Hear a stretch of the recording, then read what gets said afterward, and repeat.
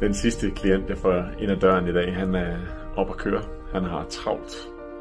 Nervesystemet er på arbejde, og han har været på arbejde.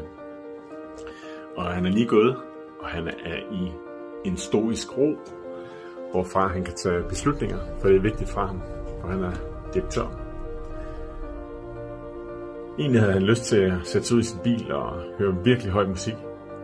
Men det snakker vi lidt om, fordi hvis vi skal være tro mod nervesystemet, så skal han til at lære, at rolig musik og lav hastighed kan være helende for ham. Og da jeg nævner det, så siger han, at han faktisk nyder at hænge tøj op virkelig langsomt. At han er kommet til at nyde at hænge tøj op.